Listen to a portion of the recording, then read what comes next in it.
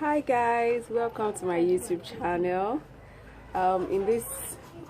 Today I'm going to be talking about how to pass the cabin crew interview. What is it that you would do to stand out of the many people that are going to be at the venue of a cabin crew interview? Okay, so we're going to start by talking about your CV.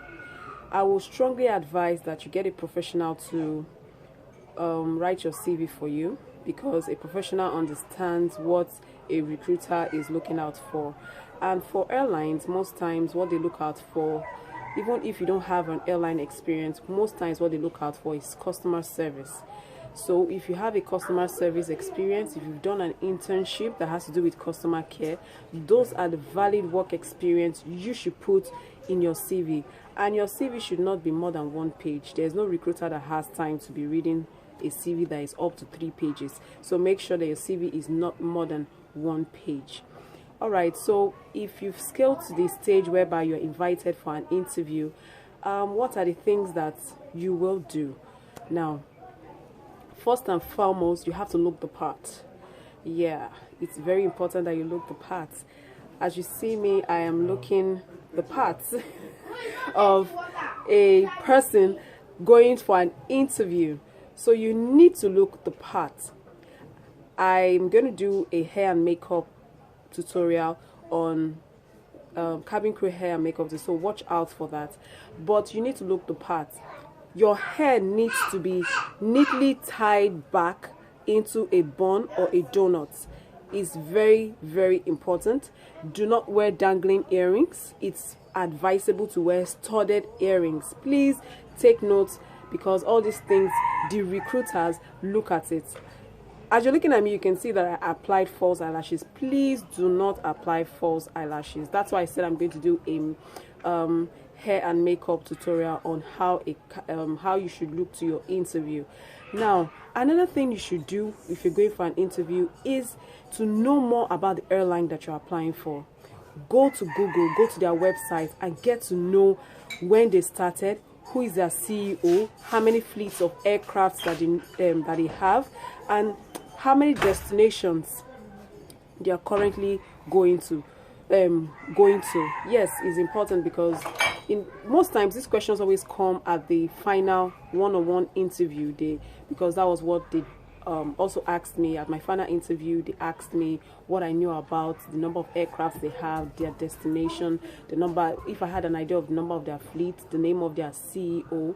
And so it's very important that you get to know about the airline that you are applying for. Don't go there with that mentality that because you know somebody somewhere, they are going to pick you. No, because just as you know someone somewhere, someone else that is there to also know someone. So please make sure you prepare yourself for the interview. Now, the cabin crew interview is really more about getting to know you, your personality, and more importantly, your personality around people. Please remove every form of pride and arrogance. Try and be humble. When you get into the room, sit upright. Get to know 1 or 2 people. Have a cheesy chat with 1 or 2 people. You can start a conversation like, is this the first time you're attending an interview? Or you can introduce yourself and just get to know 1 or 2 people. It's very important, because from the very first time that you step into the venue of the interview, your interview has already started. So bear that in mind. Look the part and act the part. How do you act the part? You come in smiling. Your number 1 identity as a cabin crew, you should be able to smile. You smile, get to know 1 or 2 people, you know, because you really don't know who your interviewers are. Your interviewers could even be part of the people that you're meeting there. That's why I said the moment you get there, your interview has started. Do not be late. You see, the cabin crew law says to be on time is to be late. So if your interview is for 8, make sure you get there by exactly 6:30. I'm not going to tell you to get there by 7. It's much better to get there extremely early. Yes, early, because when you become a cabin crew, if you're reporting for a 7 o'clock flight, by 5:30 you should be at the briefing table. So start to train yourself. So If the interview is for 8, try as much as possible to get there 1 hour 30 minutes earlier. And even if you're the first person, even better for you. It says a lot about you. So as we go on, like I said, the cabin crew interview is getting to know you as a person, and more also the way you relate with people. So when I went for my own interview, the airline did a lot of introductory. They talked a lot about the airline. So one thing I'm going to tell you is be very attentive. Like I said, sit down upright. It's not once they start to talk to you, it's not the time to start to chitty chat with the person beside you. Okay, you need to listen attentively to every single thing that they are saying, even if what they are saying is very boring. You need to listen to every single word that they are saying, because everything they are saying, they are going to ask you. And even if they don't ask you, there are recruiters around watching if you're the attentive type or if you're the type who is easily distracted. So after that, you do your maths and English test. We only did English test, more of like comprehension. So if you're the type that you don't, English is not your first language, I advise strongly that you go and polish your English.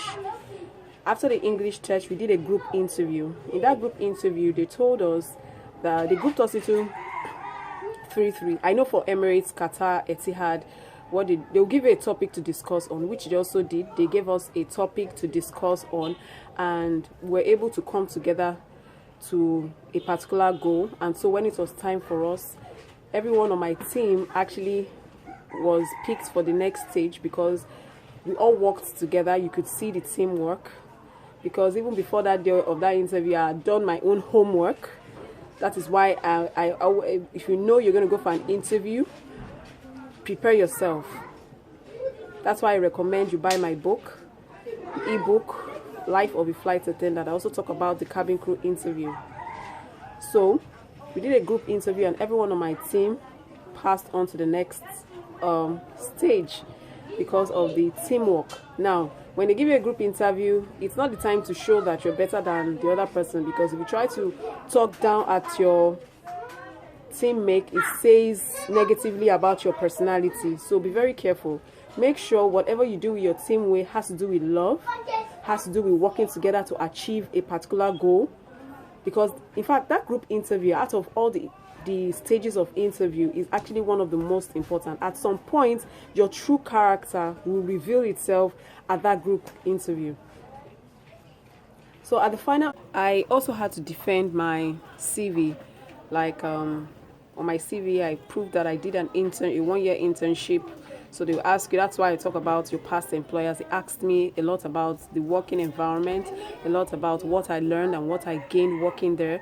And because I already knew about the fact that you must never talk about your past employers, I made sure that I said amazing things about where I worked before. And after that, they asked if I had any questions.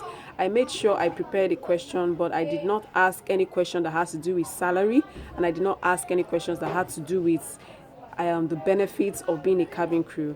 The number one thing I asked them was about growth. I said, because in all honesty, I really didn't know if there was any form of growth being a cabin crew, and I asked them that, is there any growth in a cabin crew career? Like, after I've worked as a cabin crew for like 2-3 years, can I apply for a form of promotion? Can I what is the training like? How many times do we do training all the time? Everything I asked had to do with me trying to be loyal and committed to working with the company. It's okay if you don't have any questions, but whatever questions you ask, make sure that it's professional and has nothing to do with your personal benefits that you are going to gain from the airline.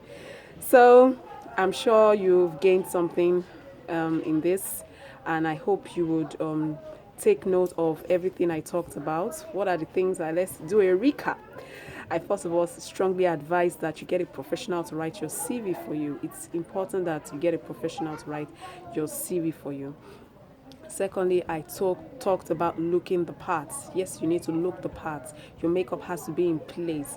Use the lipstick. The lipstick that you're going to use, let it tally with the color of the uniform of the airline so that they will know you know a lot about the airline. Your hair must be tied back neatly, either into a bun or a donut style. No dangling earrings, studded earrings. Very simple. No false eyelashes. I recommend that your lipstick be matte. My lipstick is matte. Let your lipstick be matte and your makeup very simple. Dress professionally. Please don't wear slippers. Don't wear open toe heels. Then I talked about your personality. When you enter try and make sure you arrive 1 hour 30 minutes earlier. And once you arrive there, even if you're the first person, other people will still come around. Try to get to know 1 or 2 people. Involve in a chat with 1 or 2 people. It helps a lot and it speaks volumes. At your group interview, make sure you work as a team. It's not the time to try to prove yourself better than anybody. It's time for you to prove to them that you can work as a team, because for every flight you go on, you're more than one. It's not just one person that goes for a flight. You're a team that goes for a flight. So you need to prove to them that you can work as a team. Okay? So I hope you gained something from my class. Don't forget to give this class, give my channel a thumbs up, and don't forget to subscribe too. Okay, you can follow me on Instagram at Iyetunde A, and my ebook is available on gumroad.com. Thank you.